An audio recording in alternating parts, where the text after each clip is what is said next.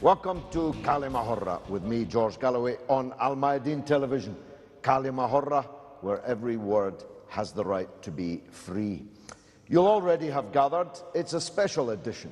For a start, I'm not standing up as if a boxer in the ring facing an audience more or less belligerent. Instead, I'm in the civilized surroundings in downtown Beirut with some very special guests from around the world. We're talking about the crisis in Syria and the crisis in the international system that the crisis in Syria has produced.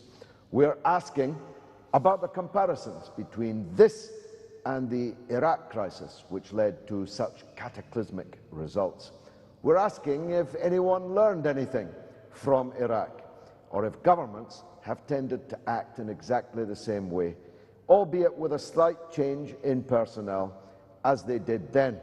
And we're asking, is the international system now capable, now that we have this window in which diplomacy may have a chance to work, of making it work, of resolving the crisis around Syria without further bloodshed, at least without international participation directly in the bloodshed? For, of course, the international system, or parts of it, are paying for and arming the bloodshed that's already going on. I'm privileged to have with me 4 special guests from varied parts of the world, from France, from Turkey, from Greece, and from the United States of America.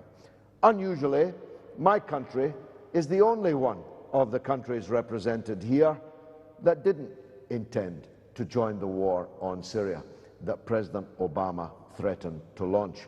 Not because the Prime Minister didn't want to, he did. But in the first occasion since 1782, when the last British Prime Minister was stopped by the British Parliament from engaging further in acts of war, the British Parliament took the legs from underneath David Cameron in a memorable parliamentary debate just a week or 2 ago. In that debate, we, who were seeking to stop him from joining the war directly in Syria, prevailed by just 13 votes. That means that in the epic parliamentary debate that preceded the vote, we had to change the minds of just 7 people. And I'm absolutely sure that we did. And we did by focusing on the consequences, the cataclysmic consequences of further international, deeper international engagement in an attack upon Syria. The consequences not just in the area, not just even regionally, but internationally, reverberating around the world and for a very long time to come, but also focusing the mind of the British Parliament and beyond them the British public on the character of the Syrian opposition. David Cameron wanted us to go and look at the videos of the horrific consequences of the release of chemical weaponry, chemical agents into the atmosphere in the Damascus suburbs. But of course, he didn't account for the fact that there were literally thousands of other videos out there on the internet, on YouTube and elsewhere, that showed in grisly, gory technicolor the character of the Al-Qaeda-related forces that he was asking Britain to join. Well, the British public and the British Parliament turned up their nose. The parliaments around the world that had not been consulted may or may not have taken a decision to their leaders' liking. The American Congress was not in the end able to vote on the matter, but most people believe was likely to vote against. The French government was gagging to get into the war, but it didn't have the courage to allow its National Assembly members to vote on the matter. And in Greece, the impoverished government there decided that it could simply not afford to balk at American demands for the use of airspace and maybe more from their government. In Turkey, of course, the parliamentary majority has long been a part of this war, indeed an indispensable part of this war. which is why I've gathered the guests around me that I have. They are Myriam Fanon Mendes France, who is the Foundation France Fanon International representative.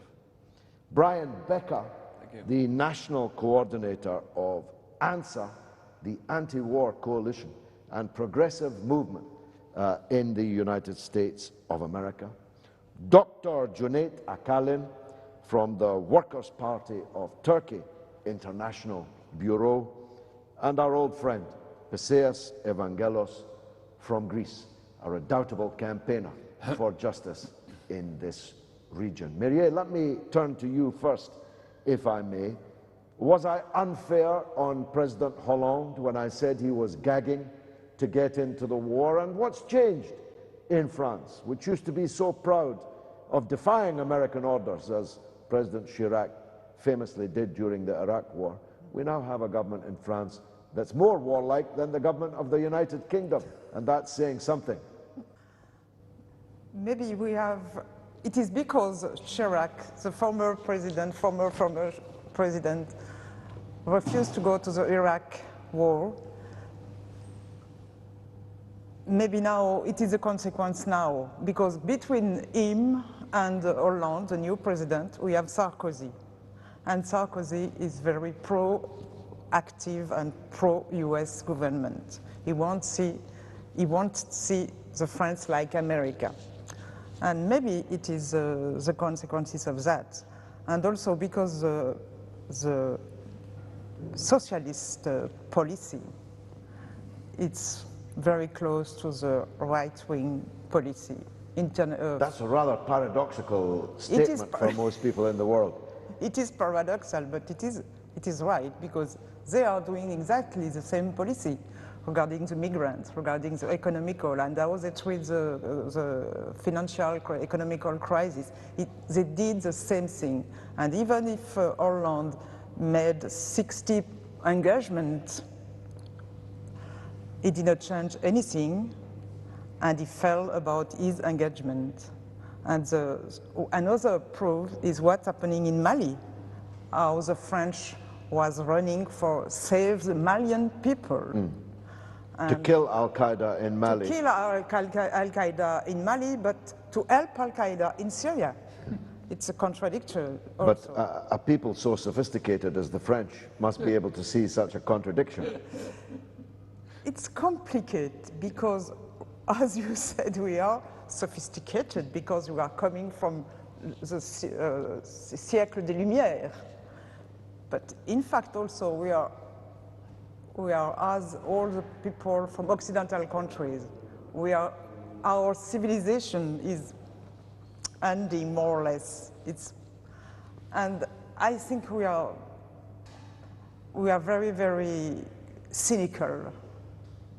Our government are very, very cynical, as they don't care about the people, and they don't care about peace and international security. What they want is just see their power, maintain their power, and how they can get more money from the people. And for that, they are ready to violate all international conventions, and even they are ready to violate their state obligation. Brian Becker, if the French were gagging for it, sections of the American polity were gagging for it. I had the impression for a long time that President Obama didn't really want to get into this war. How did he end up literally on the threshold of sending in the missiles? Yes, I think you're right. I think President Obama was actually a restraining voice within his own administration. You had the hawks, John Kerry in particular, Secretary of State, always beating the war drums. You had other political institutions like the Washington Post, which in spite of its liberal image is a neoconservative newspaper that's listened to by the politicians in Washington. They were beating the drums for war. President Obama, I don't think it was his top priority to launch a new war in the Middle East, but he was something of a weak leader as well. And in June, after 2 years of cheerleading by the interventionist camp, which would include the most right-wing Republicans, John McCain and Lindsey Graham, he announced publicly that they would begin, the U.S. would begin publicly, openly arming the rebels. Now, of course, the U.S. has been arming the rebels secretly for the last 2.5 years. Jordan, the CIA operation there, coordinated all the guns from Saudi Arabia and Qatar and Turkey. But the public announcement of it by President Obama meant that he was shifting into the camp of the interventionists. Once that happened, all that was needed by the interventionist wing, the John Kerry, John McCain, Washington Post, was the pretext. And that pretext was provided on August 21st with their announcement, never proved and still not proved, that chemical weapons had been used and used by the Assad government. The only entity within the Syrian conflict that would not have an interest in using chemical weapons, because it would do the one thing that would make sure that they could lose the war, trigger a Western intervention, since President Obama had declared that to be a red line. So without proof, they created momentum, a hysteria. Obama moved into their camp. He was expecting to do it right away, but two things happened. It was the anniversary week of the 50th anniversary for the Martin Luther King March on Washington, and here he was invoking the memory of the greatest peacemaker and civil rights champion. He couldn't, at that moment, be dropping bombs on Syria. He had to wait. And while he waited, opposition grew. And it grew, and inside the House of Commons, your parliament, the British people pressured their own parliamentarians, and they voted no. And then President Obama had that special meeting at the White House the next day where he said he was going to make a big announcement. And the House of Commons, his great ally, the British government, had been taken away from him, and he had to make a decision. Was he with the interventionist camp, or was he going to be the voice of restraint? He could not come out into the White House Rose Garden to make his announcement because we were there, thousands of people chanting no war on Syria, and it was resonating right into the Rose Garden. All the CNN reporters, the broadcast journalists saying, even in the White House live feed, all we're hearing is no war on Syria. I mean, a dramatic moment in American politics. And he came out after almost an hour delay and said, I'll take it to Congress. That was unprecedented, and no one anticipated it. So we see there was a series of events, not anticipatable really, but each one fed the other. And the context, the bigger sub-story there was that 90%, not 60%, 90% of the American people didn't want that. And so they looked back at the Iraq War, they looked at Libya, they looked at Afghanistan, 11 years of war, and they said, what are we doing? Why are we going again? Why are we going to drop bombs? And President Obama said, don't worry, all the bleeding will be done by Syrians. That's what the political meaning of no boots on the ground was. Don't worry, Americans, just keep shopping because only Syrians will bleed. But even with that promise, that immoral promise, the American people by numbers of 100, 200, 300 to 1 were bombarding and flooding their congressional offices saying, don't do this. Congressmen couldn't even go into the shopping centers or the grocery stores when they were on break, they were in their recess at their home districts. People were coming up and confronting them saying, don't you dare do that. And I think that President Obama was offered a life-saving instrument by the Russian government when they offered him a way out, because he was painted into a corner. Imagine, through the fog of war propaganda, public opinion in the United States, in the United Kingdom, and also, according to the opinion polls in France, could see clearly that a new war in the Middle East was just what we don't need. I'll be back right after this.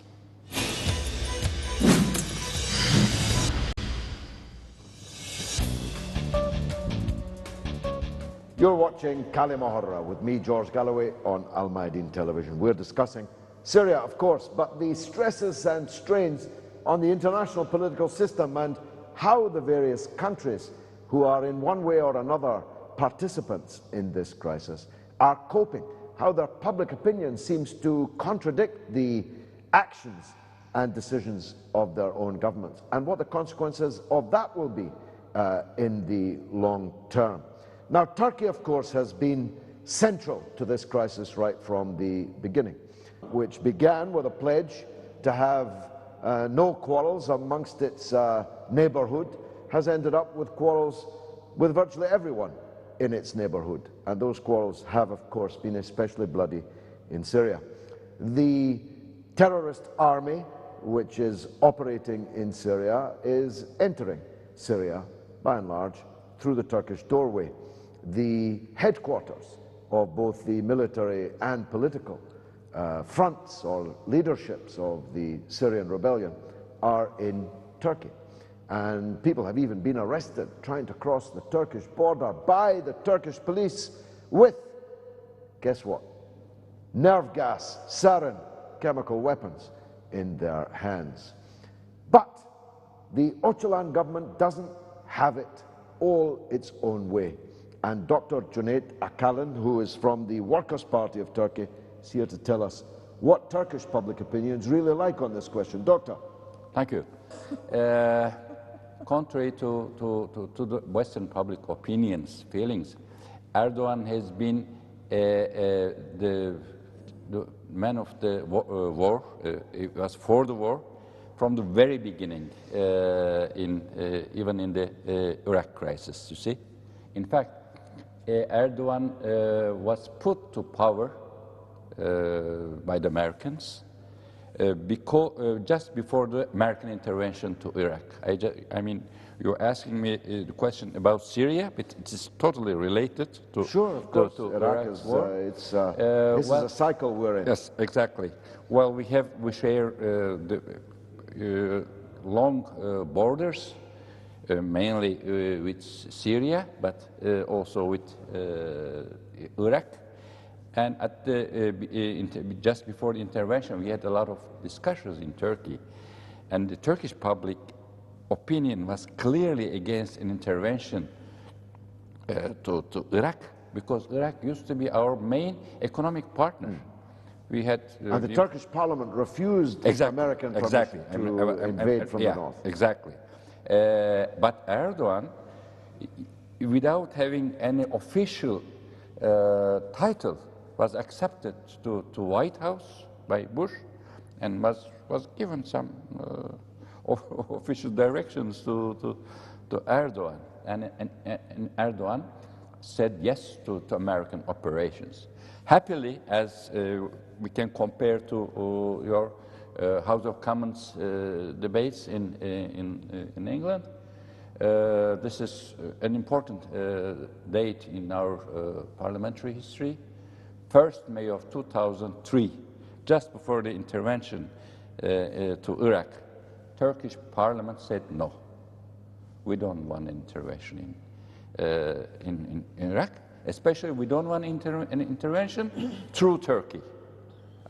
Do whatever you do, but we are not going to let you go through Turkey and murder Iraqi people. Well, now we understand that the government, Erdogan and Gül government, they had some secret agreements, and they let some of the armaments and equipments to Iraq, to let them to the north of Iraq. But happy to say that we did not participate to this bloodshed that George Bush did in 2003. So, as we know, American forces had to go through Gulf. From the south, from the south, and so on and so on. So what changed? Why is Erdogan so hawkish in Syria? All right. Erdogan has been aggressive in Iraq as well, and Erdogan government has the responsibility of millions of people having been killed in Iraq, you see, in a very bloodshed war that we all witnessed. Well, he has more responsibility in Syrian case, because we can say that he was more passive in Iraq operation, but he forced the whole operation in Syria. Why? Once again, the answer comes from the Washington.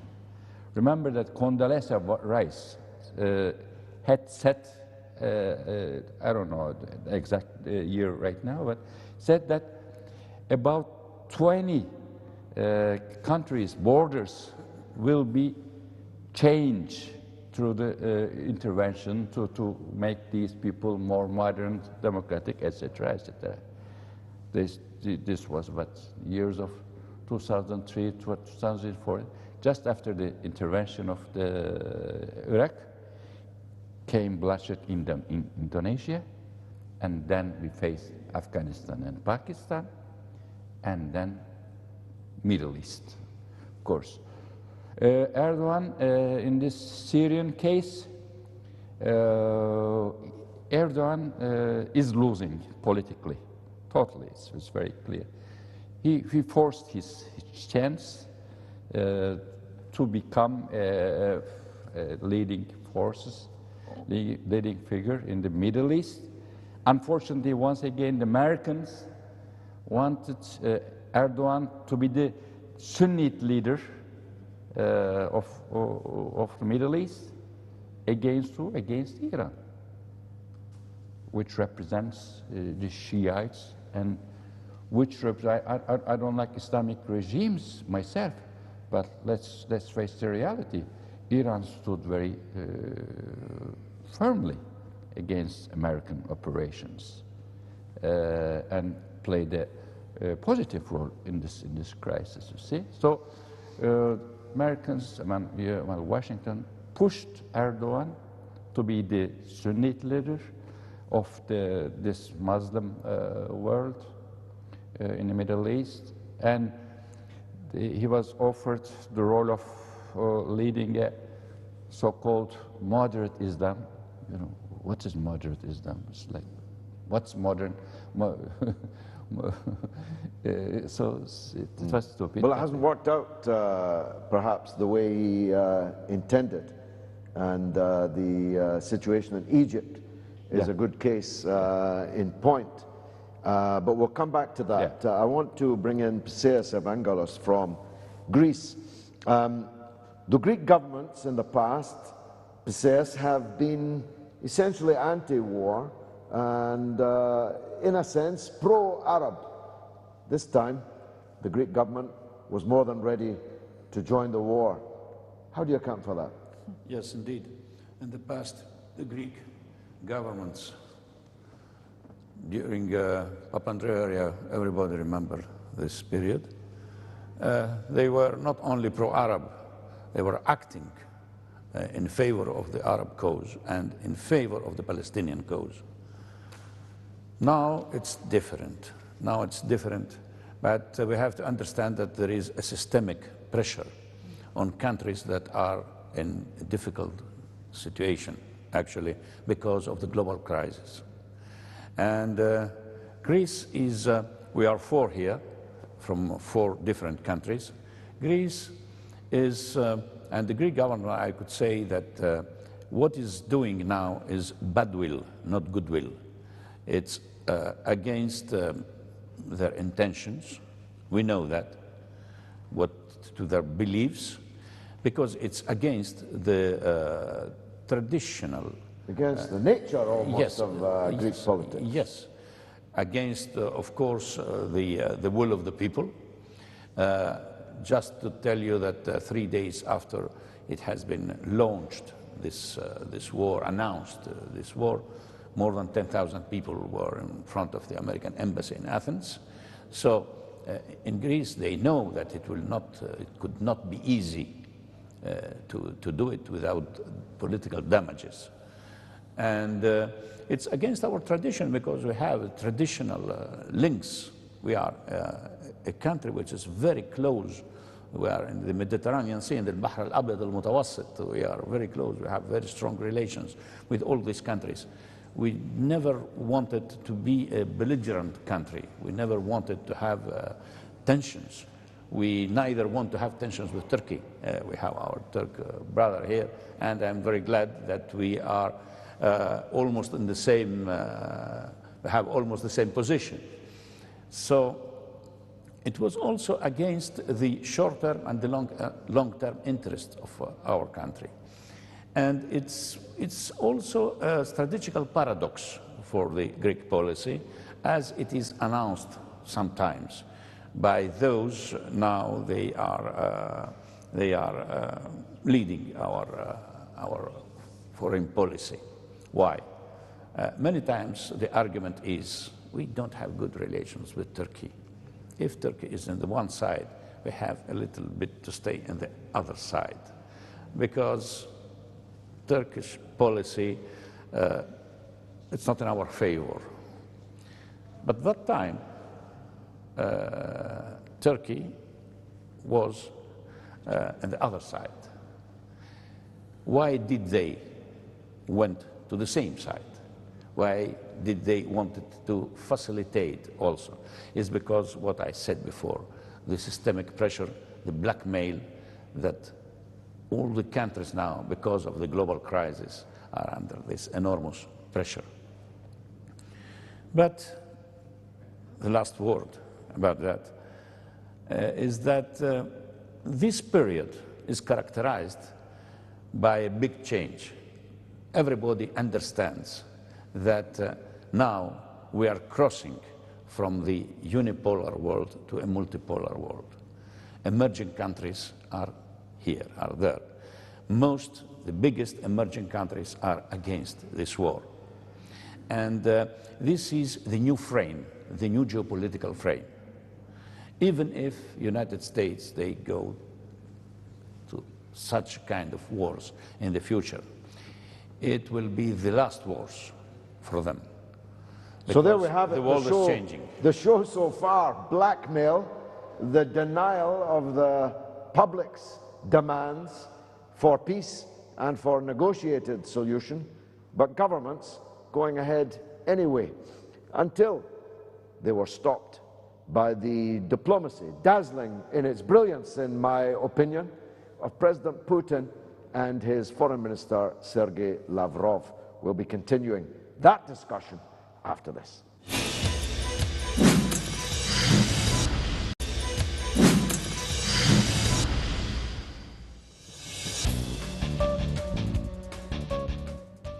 Welcome back to Kalima Horra with me, George Galloway, here in Beirut, discussing the fallout from the latest phase of the Syria crisis.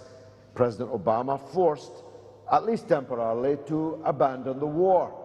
The Russian government's diplomatic initiative appearing now to be carrying all before it. Brian Becker from the Answer Coalition, how easy or rather difficult is that to bear for the American political class, that writing in the New York Times, the Russian president seemed to be articulating the views of the American public more clearly, more closely than the American president was doing? Yeah, it was very interesting. The New York Times editorial penned by Vladimir Putin actually did speak to the desires, the thoughts, the feelings of, I would say, the vast majority of the American people. That's something rare, something unprecedented perhaps. He was treated on CNN and Fox News and the other mainstream media as a new demon, in fact, even though they were thanking Putin for rescuing them from a stupid war, a war that would end up as a catastrophe, a war that they were sort of rushing into without having thought through all of the consequences. Even though they were thanking him, they were very angry at Vladimir Putin. And why? He said in his editorial that America is not an exceptional country. This is like a mantra by all American politicians that we are exceptional. We are the indispensable nation, as John Kerry said when he made the case about why the U.S. must drop cruise missiles and bombs on Syria, even though they had no proof of chemical weapons. We are the indispensable nation. No other nation apparently can, arrogate to itself the right to drop bombs on whoever it so pleases. But this is sort of the national chauvinism that's in the American political establishment. And you can see it, their sort of hatred for Putin. At the same time, they realize that Putin and the Russian diplomatic initiative actually saved them. So let's just think about that. Is the American government an exceptional government? Is it an exceptional country? I'd have to say, millions of Americans say we are exceptionally unemployed. Millions of Americans are saying we're exceptionally unable to go to a doctor or have our children go to a doctor when they're sick. 50 million Americans in the richest country of the world can't go to a doctor because they don't have health insurance. We have our student population. The kids get out of school, They can't pay the student debt. The student debt is now worth $1 trillion. That's what American young people owe the government and the banks. That's exceptional. There's no other country that does that. So for the American people, the whole sort of American exceptionalism that Putin took on, it's starting to ring hollow. And I think we're seeing a change in the American political psyche. It's not ideological yet. It's not congealed around a new political party or a new political movement, but the skepticism, the cynicism about the U.S. government, the hatred for Congress. I would say Vladimir Putin's approval ratings would probably be higher than the U.S. Congress right now with the American electorate. So Russia has said to the American government, you know, there's another way. The other way is to have a return to the Geneva II Accords. The other way is to have the ability for a negotiated settlement, something, of course, that all Syrians want, or all Syrians who are not involved in armed struggle. In that way, I think the Russian standing, political standing, has gone way up in the world at the same time that the American government, in spite of the fact that it's got a military budget greater than the next 20 countries combined, in spite of that military power, its standing in the world is shrinking. The American government is more isolated, while the Russian government is emerging as a voice of reason. Hallelujah, I say. Marie, it is a tradition in France to defy the United States, and not just President Chirac. The whole Gaullist persona in the post-Second World War period, refusing to join the military command of NATO, insisting on independent French control over its nuclear strike force, and a kind of pride in Frenchness. And of course this was shared by the Communist Party in France, once mighty, and therefore there was almost a consensus in France that they would not be bossed around by the Americans. How do you feel it's regarded on the ground in France? This switch, this volte-face. They don't divide anymore. They follow the Americans' way. I mean, yeah, they're friends. I mean, how's that gone down? I mean, what's the journalistic, public opinion? What about the phone-in shows on the radio and so on?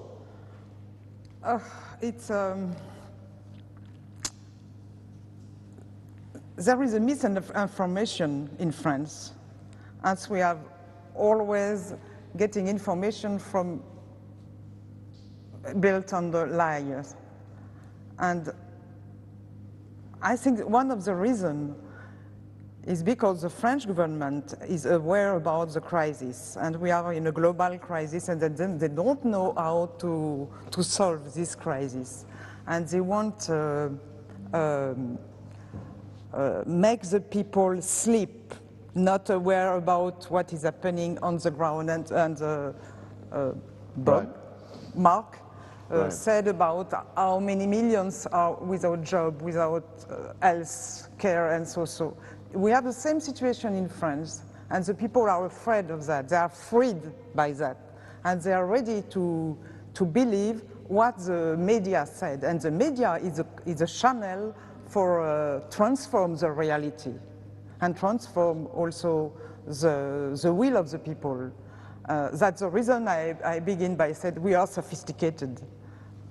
So that's why. Is there a sort of hangover, though, from the fact that France was the colonial power, the primary colonial power in Syria? Is it a kind of revenge? I think the French has always, in the French people and the French mind, is always guided by we were colonizer, and we did colonization for the good of the people, because they need for our democracy. They don't know about health, they don't know about education, and we bring them education, health, and good things. I think they are always convinced by that. Not all the people, but most of the people are convinced by that. And you could see what is happening in our country with the war against the Muslim women, but particularly Muslim women. Right now, there was a lot of women with a veil. We were attacked, physically attacked, and with racist behavior because they have a will. It's the last month, and it's also the people they think they could do that because we are better than the other. And we know what is the good behavior, what is the democracy. We know we could give lesson to the world. And that maybe it is one of the reasons the French was former colonizer in Syria. Maybe they have some things about that, but also we have to relate it.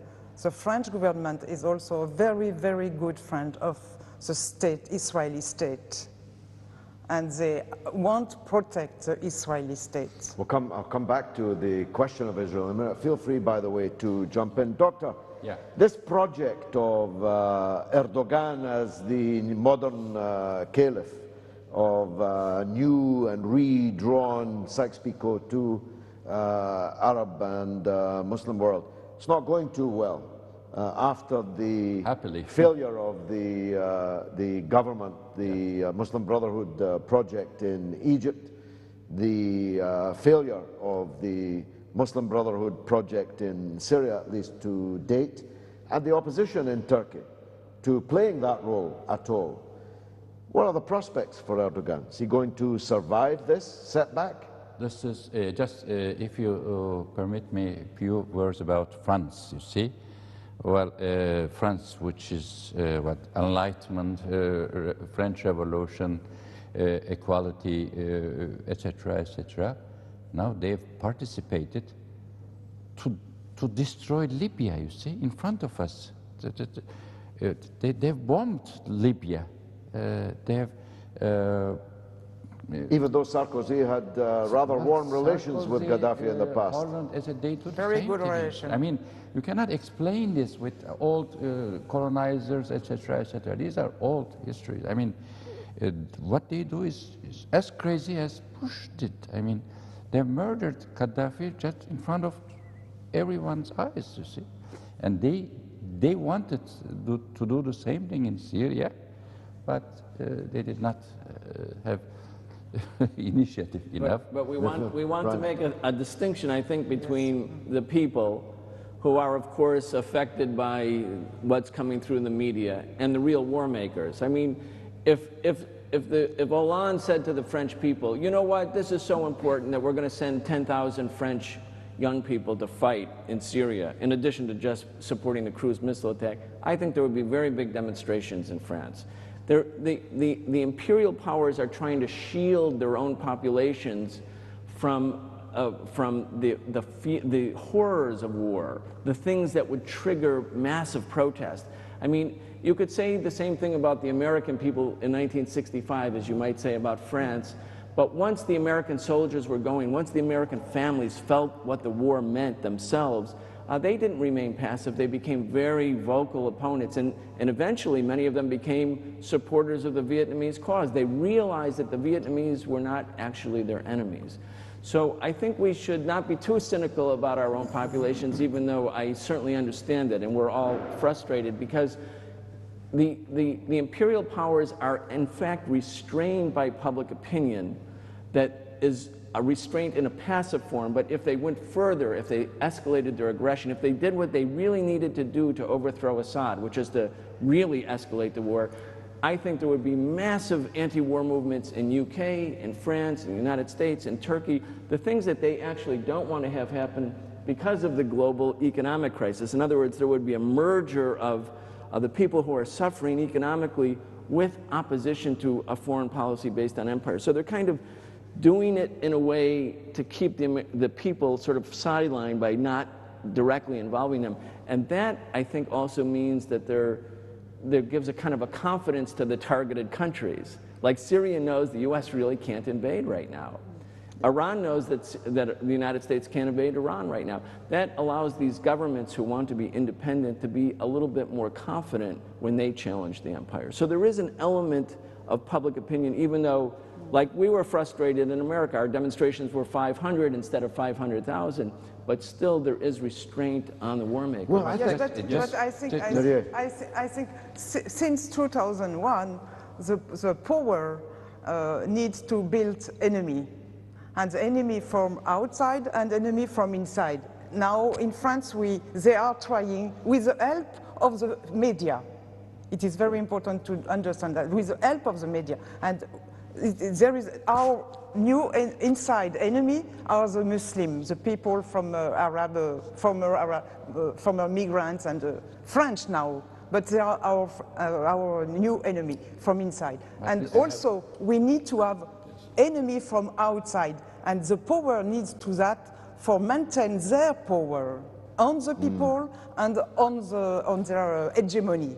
And for the question, maybe it will appear as a rhetoric question. Towards the French leaders and the American leader, did they thought about the next day? They said, we will attack Syria, we will bomb it 2, 3, 4, 5 days, and then it's finished. No boots, no American boots, specifically, he specified that. Not American boots in Syria. And then what? If it's not like a game in a Far West game, we will kill Assad.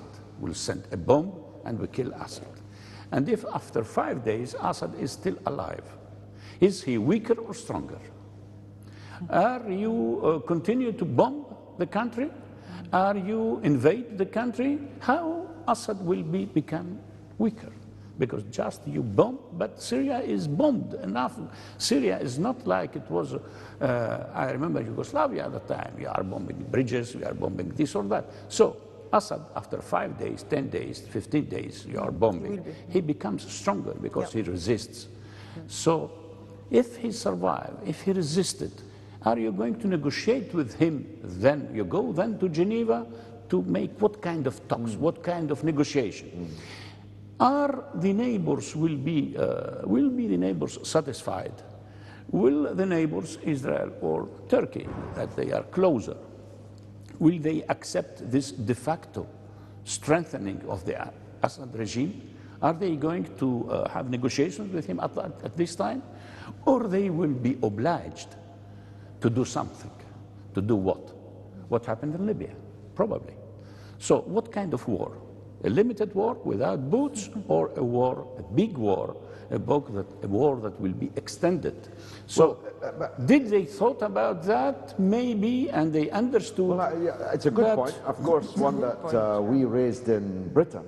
Ineluctably, you would be drawn further into the war. The war because we had, you'll recall it, you and I were comrades at the time, the Operation Desert Fox, which lasted this 2, 3, 4 days, we were told, reassured that it wasn't an invasion, no boots on the ground, punitive, to degrade the capacity of President Saddam Hussein's forces and so on.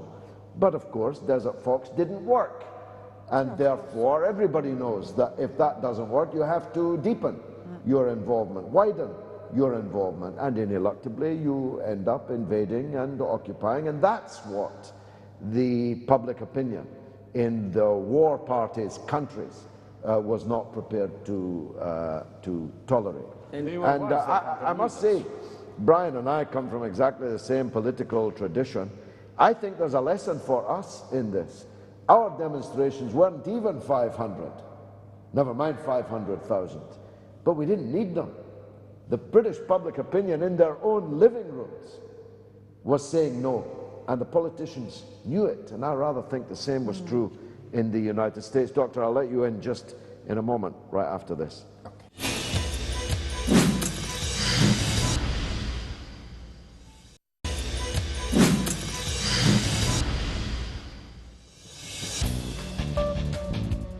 Welcome back to Kalima Horra with me, George Galloway, in Beirut, talking about Syria and the impact the crisis has had on the participating countries. Before the break, Paseas was talking about the fact that the belligerent powers didn't seem to have a plan for day 2 or day 5. After the bombardment they had in mind for Syria was over, we were comparing it to Operation Desert Fox in Iraq, which of course led ineluctably to invasion, occupation, 1 million dead, 3 million scattered across the borders, and the country broken into sectarian pieces. Perhaps that's what the public opinion in the belligerent countries looked at and stepped back from. Doctor, in Turkey, did they have a plan, do you think, for day two? What was their game plan? Erdogan does not have his plan. I mean, he applies American-U.S. plans for the You think so? You think he has? Yeah. He has no Muslim Brotherhood grand plan? Yeah, but Muslim Brotherhood was also a president of the British intelligence services. No, but that's true, of course. Oh, but it exists. Yeah, It doesn't require British or American support now to exist. Yeah, but yeah, that's right. I mean, but these forces were created against during the 20th century. Egypt, Turkey, etc.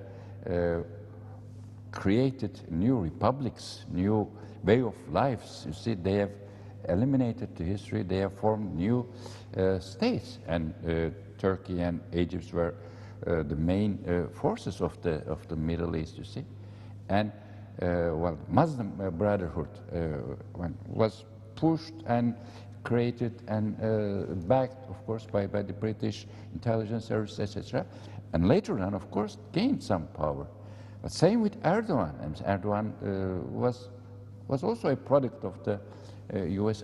imperialism. They've divided Erbakan's party into pieces, and they have taken Erdogan with this ideology called moderate Islam to power, expecting that. Yeah, but let's be fair, he's won several elections. Yeah, that's Turkish right. people have supported him.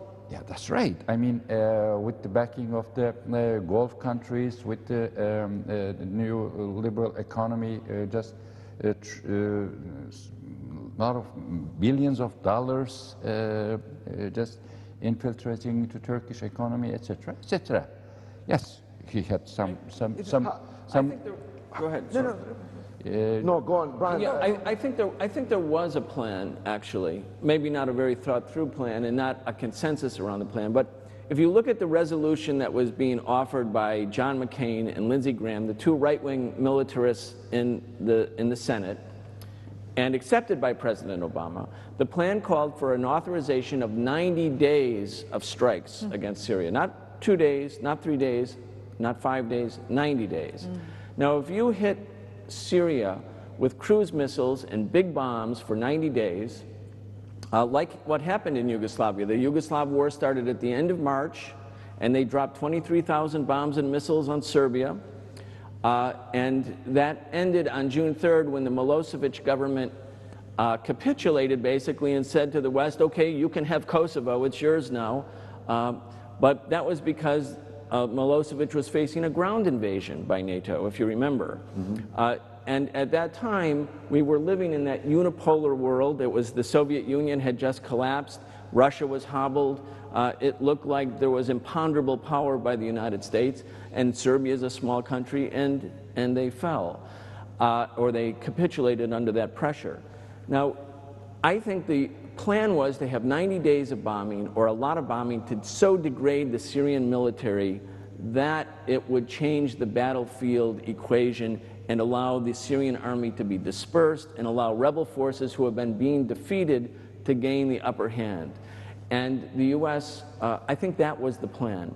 The problem was that they had to start it right away, because in opposition to the plan, any plan for war, was this wave of public opinion, which was not even just grassroots opposition. It's within the Pentagon. It's within the Wall Street. It's within what we would call the summits of the ruling class in America. There's division about the advisability of launching the fourth war in the last decade at a time when the U.S. and the other Western powers have such problems. So I think it's not like one thing or another. This was a process that had a plan, but also contradictions. And also, they hadn't thought through when Iran said, well, we'll strike Israel. And the Syrian government said, well, anything is possible. Then they also had to deal with public opinion saying, wait, this really could be a wider war. Could be a big one, yeah. Sayers, how does this compare to Iraq in your experience? What lessons have been learned on the side of the public, on the side of the politicians, the military, and so on? Do you see any differences? difference, what I see is that they didn't got any lessons from Iraq, and they were ready to repeat it. They were ready to do what they did in Iraq, and it was among their concerns destroying totally the country and destroying the state, the structure, the political structure of the state. What could appear after? The chaos. Because you were mentioning the opposition. Okay. The opposition fighting on the field. We have from the one side Jabhat al-Nusra and the others, and we have from the other side the Free Syrian Army. Free Syrian Army is not a united army. It's not an army that has a coordination. It's not a liberation army as we know from the history. It's not something like that. Jabhat al-Nusra also. So we have two armies that they have a lack of rationality when they act. They don't have a plan. It goes nowhere.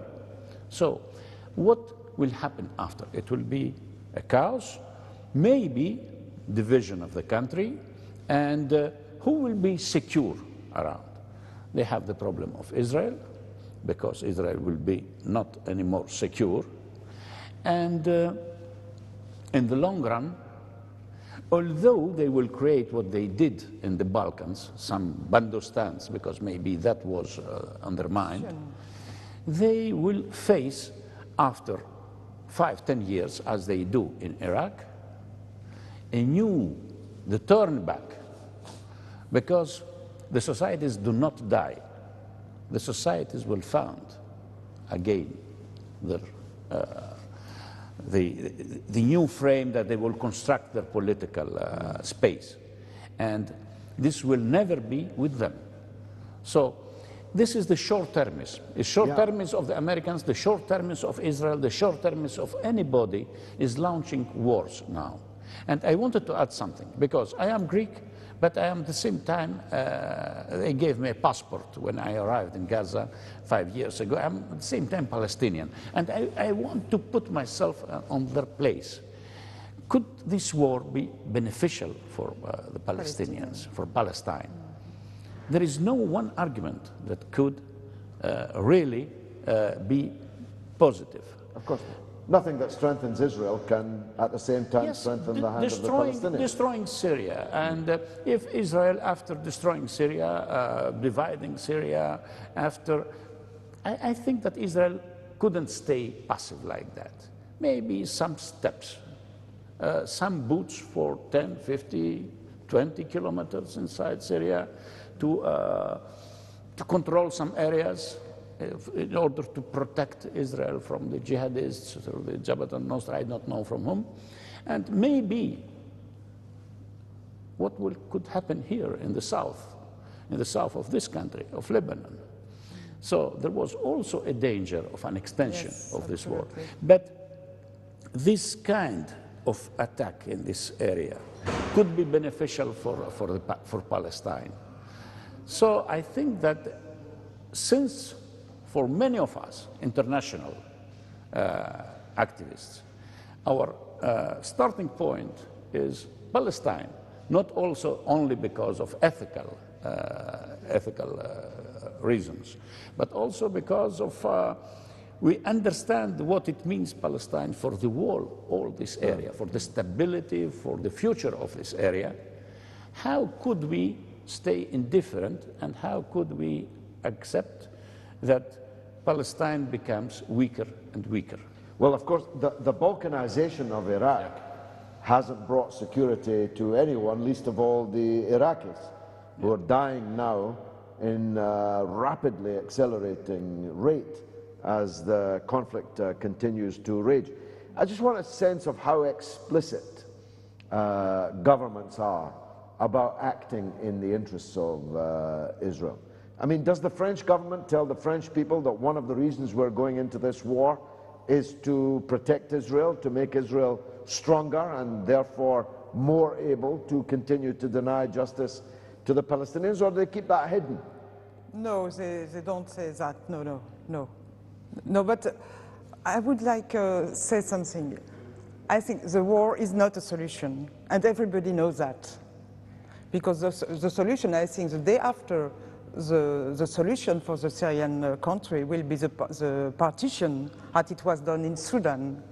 But what is also the consequence, one of the very huge consequences for all of us, it is the destruction of the UN system, even if we could criticize the UN system, but it will be the open door to war to everybody who is resisting. And we will be the next. Bolivia, Venezuela, we don't know, but we will be the next after Syria. And we have to understand they are destroying absolutely all the UN system, and there is a very huge and very important rule in the UN Charter. It is not allowed to use force or even the menace of the use of forces. It's absolutely forbidden, except if one state is attacked. It is for self-defense, and it was not the way now. And the French people is not attacked. The US is not attacked. Why they are acting like that? And we have to understand. They want for maintain the hegemony. They prefer destroy the UN system rather than to be seated and to speak about peace and international security. It is why the Russian decision, it is very important, and resistance, because they resist to the US and the French decision.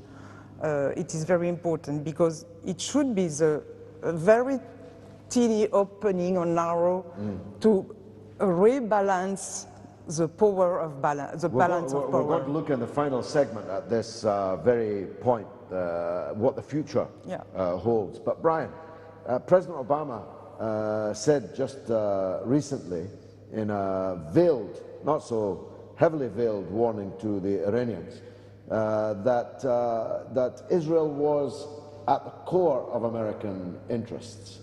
Does he tell the public that in the United States? And if so, how does that go down? Well, the question of the U.S.-Israeli relationship plays out in two ways. In one way, it's an exaggerated relationship from my point of view. Many people think the American-Israeli Political Action Committee actually dominates Congress, that it's a powerful lobby. But you could see in one way that lobby, which was definitely working overtime to call for the strike on Syria, once American public opinion was engaged, the power of the lobby became quite minimal, really nothing.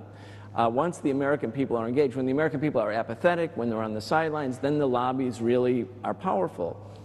The U.S. realizes about Israel that unlike all of the other oppressive regimes in the region, like Saudi Arabia, like Mubarak before, like any of the governments that have functioned as an extension of American power in the Middle East, the Israeli government will never have a revolution.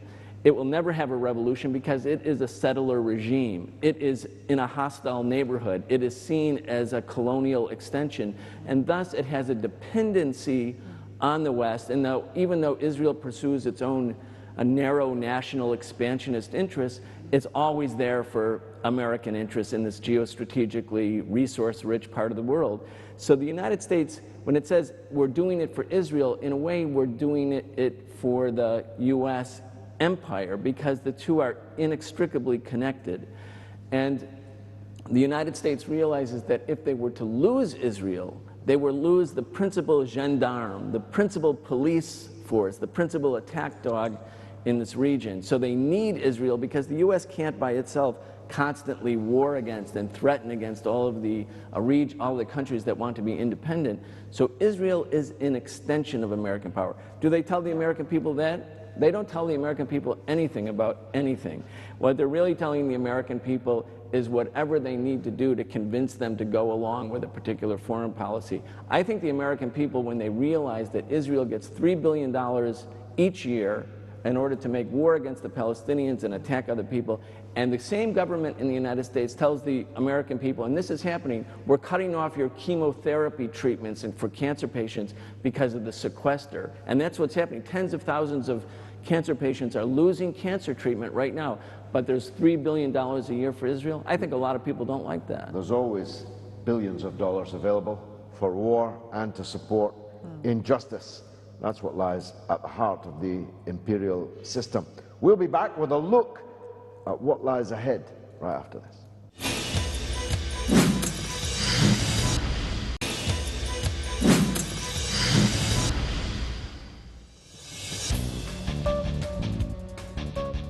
You're watching Kalima Horra with me, George Galloway, on Mayadeen television. Looking now at what lies ahead in the Syrian crisis. The Russian diplomatic initiative, seized by Putin and Lavrov, has wrong-footed warmongers everywhere. This is now within a framework that, if followed logically, will lead to a negotiated settlement at Geneva of the whole Syrian crisis. But will others try to throw a spanner in the works? Will they even now try to derail the peace process in Syria and get it back on a war track? Vangelis. Yes, I want to start by, in a few words, what's our initiative. We started 1 year ago. We've met with the government, we've met with the opposition. We don't, from our side, and I think that everybody don't want losers or winners from such a war. And most of us in this initiative, we are the last that could be in favor or supporting any kind of authoritarian regime or whatever. This is not the issue. Most of the regimes in the Middle East, but this is a big story to start talking about that and to try to understand why, were on a way authoritarian. Although we are not satisfied at all with our regimes now in Europe that are becoming worse and worse on what is related to social justice, democracy, and whatever. So the issue is political process towards free elections, give the possibility to the Syrian people to express his will and to decide. That is what we have to do now from our side. There are many levels. It's the level of the big powers. They will meet, they will try again and again, and we think that since Russian diplomacy became very efficient, there is a hope, and also other countries, maybe like China and Iran and other countries, which are not working for the one side against the other side. They are proposing since a long time political process. Let's find a solution. Stop the war. This was the meaning from early beginning, from Geneva 1. But the other is what the opposition will do, the parties, the political blocs. They have to realize that there is no a good future for them if they continue like that. The people in Syria is turning his back. He's tired. He don't want anymore to be in such a cruel, destructive situation. The other side, and the last, is the level of the civil societies. We have to do something there. That's why we took this initiative, and we try to go a little bit deeper. If we could create a space where representatives of the civil society could meet and start a certain dialogue. So if you could, these three levels, put them together and create a sort of interaction, a dynamic that could be productive for the near future. The regime has to understand that nothing can go back as it was 3 years ago or 4 years ago. Big reforms have to be done. This country needs a second, to regain his future, to do new things. It's a new development. From the other side, the opposition has, although I don't want to make lessons, to give lessons to anybody, they have to understand that alliances, we have to be enough wise. Alliance with the United States and with the big powers, it has to be very carefully done if somebody is doing this. Because most of the times you play their games. You don't play your game. You cannot trust them. They did more than that. They invited them. Well, Some of the parts of the opposition, they invited them, and this is out of the culture of the resistances all over the world. No any resistance. Our resistance against dictatorship 40 years ago, resistances in Latin America. We never invited the United States to bomb our country. No, this is impossible. No, it's a special, special kind of rebellion or revolution that asks foreigners to come and bomb your it's very bad. Doctor, where do you think it's headed? Yeah, I just want to make a point with this, come to your point about diplomacy, but before, let's be clear. I mean, yes, US and Western powers had their plans, but these plans were eliminated mainly by the Syrian authorities and by the Syrian people. Yeah. Happily, they resisted. I'm saying it, and underline, happily Assad resisted, Syrian resisted. Otherwise, we would have a new Iraq. That's very clear. So the emphasis should put on this point. Secondly, of course, the diplomacy, Putin, Russia, Iranians are very good in diplomacy, etc. They did a good job. And it is now we face a turning point, as probably you mentioned. Is it comparable to Stalingrad, the changing point of the Second World War? This is debatable, but it is a turning point. It's not anymore the United States that will decide by herself, but there are other forces. I would just say this, that we should be somewhat cautious about it. We want it to be a turning point, but we don't know if it's a turning point until later. Yes. Because you never know where you are in a historical continuum until after the fact. That's just the nature of it. But let me just finish this one point. Yeah. There are forces in Israel, there are forces in the Pentagon, there are forces in the Republican Party and in the Democratic Party. In other words, a toxic mix of people who want this peace agreement, or not peace agreement, but negotiated process to be sabotaged. Can that be done? We would be, I think, Pollyannish to think that it cannot be done.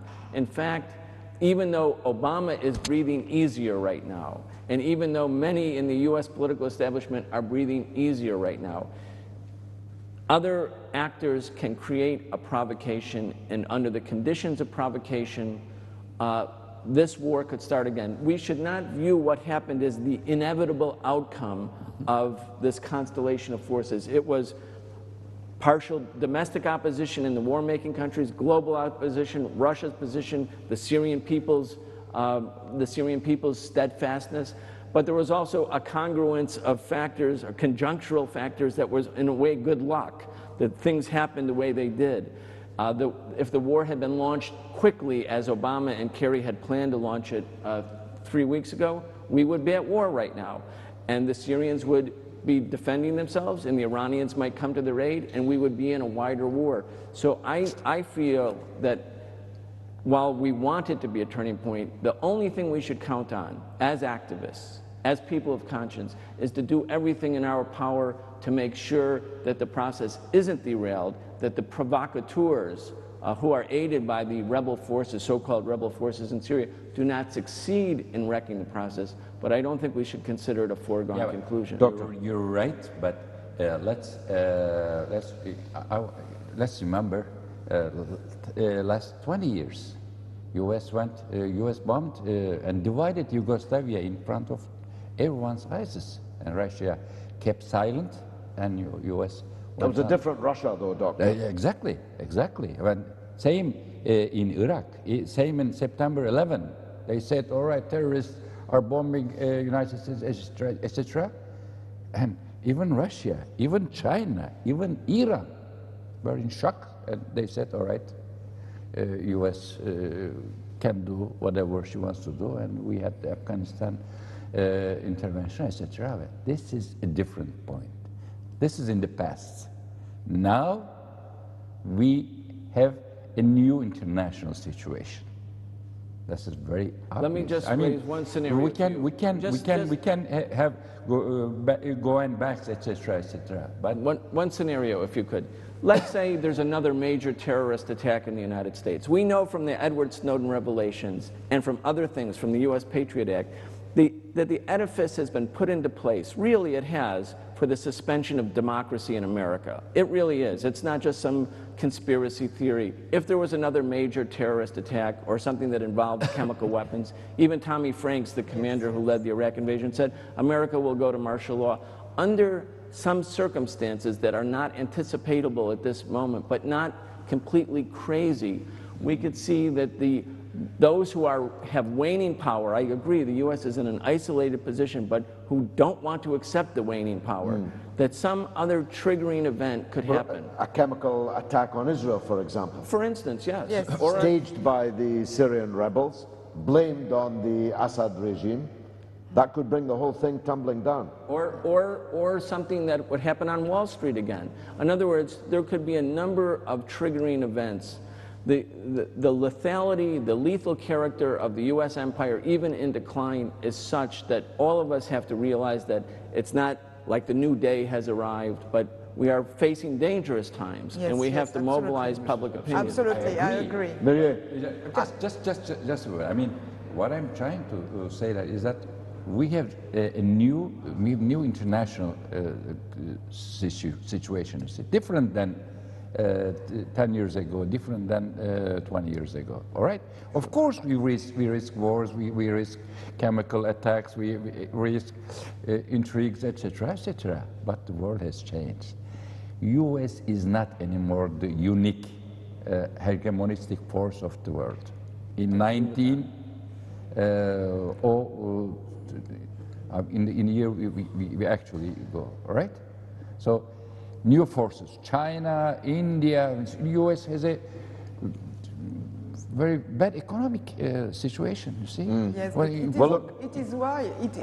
I want the last word yes. to our sophisticated French woman who kicked off the discussion because we can't have the men dominating it. Marie, please, just sum up for us where you think this is headed. Where is this going? I think I agree with Brian.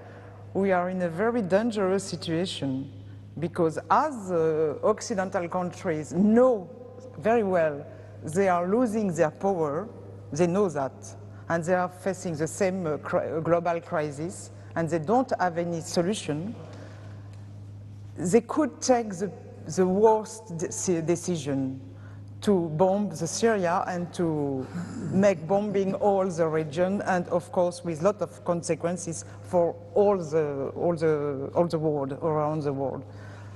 And maybe if the Russians are enough strong with the help of China and with all the BRICS, maybe we could have some good news, but I'm not very optimistic because I know the hegemony, I know the imperialists, they don't, one of the things is very sure, they don't want to lose their power. They prefer kill the people, they prefer destroy also the self-determination. It is one very important right, self-determination, sovereignty of state, rather than to lose their power. I'm sure. Well, I am optimistic. I think that David Cameron and Barack Obama and President Hollande, having marched like the grand old Duke of York, their 10,000 men to the top of the hill and had to march them down again, will not be able to mix the metaphor to make the souffle rise twice. I believe that Russian diplomacy will prevail. I believe that, like Stalingrad, though it may be an exaggerated comparison, this is a turning point. We'll see who's right. You've been watching Kalima Horra with me, George Galloway, on Mayadeen television. Until the next time, may you go in peace.